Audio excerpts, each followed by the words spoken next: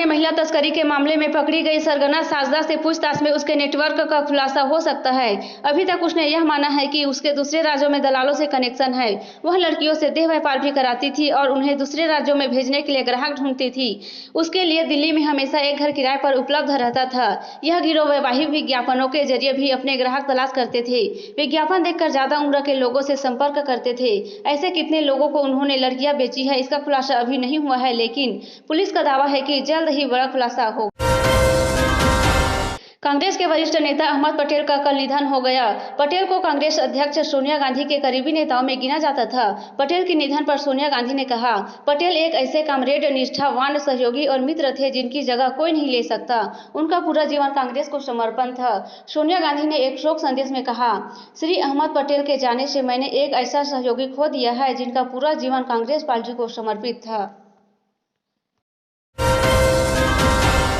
केंद्रीय सतर्कता आयोग ने कहा है कि सभी सरकारी अफसर 30 नवंबर तक अपनी चल अचल संपत्ति की जानकारी दे दे, अन्यथा उनके खिलाफ कार्रवाई होगी।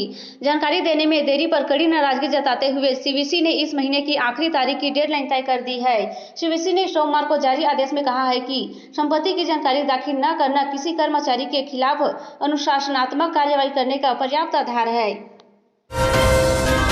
छत्तीसगढ़ हाईकोर्ट ने आदर्श क्रेडिट कोऑपरेटिव सोसाइटी बैंक मामले में निवेशकों को बड़ी राहत दी है।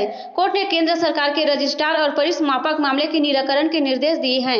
आदेश में कहा गया है कि इसकी कॉपी मिलने के लिए 60 दिन में निवेशकों के रुपए लौटाए जाए। मामले की सुनवाई जस्टिस गौतम भादुड़ी की बेंच में हुई है।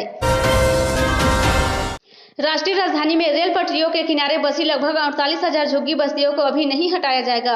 केंद्र सरकार ने मंगलवार को सुप्रीम कोर्ट को बताया है कि इस मामले में उसे अंतिम निर्णय लेने के लिए और समय चाहिए। कोर्ट अब इस पर 4 हफ्ते के बाद सुनवाई करेगा।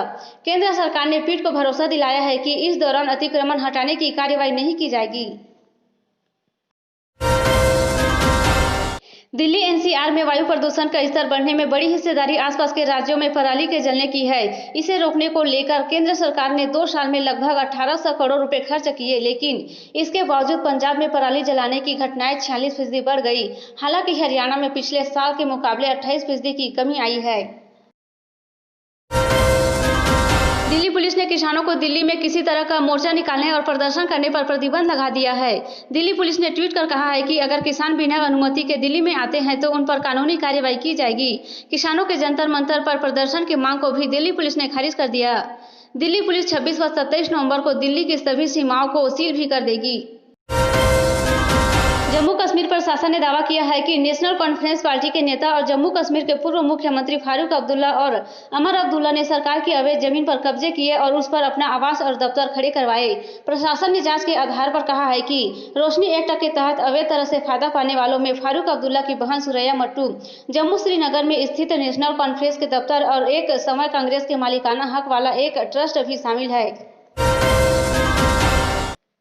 सिंगापुर की सुरक्षा एजेंसियों ने एक बांग्लादेशी शख्स को गिरफ्तार किया है जो अपने देश में हिंदुओं के खिलाफ हमलों की साजिश रचने के साथ कश्मीर में लड़ने की योजना बना रहा था। सिंगापुर सरकार ने बताया है कि हाल में यूरोप में हुई आतंकी हमलों के मद्देनजर 37 संदिग्धों को गिरफ्तार किया गया था, जिनमें से एक यह भी है।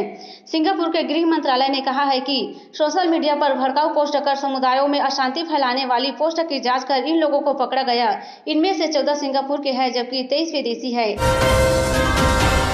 राज्य सरकार 50 से 70 साल के लोगों और कोरोना के खिलाफ चल रही लड़ाई के फ्रंट लाइन वर्कर्स को वैक्सीन लगाने में प्राथमिकता दी जाएगी। पीएम नरेंद्र मोदी के साथ मंगलवार को वीडियो कॉन्फ्रेंसिंग के जरिए हुई बातचीत में सीएम भूपेश बघेल और स्वास्थ्य मंत्री टीएस सिंहदेव ने राज्य की प्राथमिकता बताई। साथ ही वैक्सीन से पहले तैयारियों व कार्य योजना के संबंध में बातचीत की। सीएम ने बताया कि धान खरीदी और खेती किसानी का सीजन होने के कारण लॉकडाउन या नाइट कर्फ्यू की जरूरत नहीं है।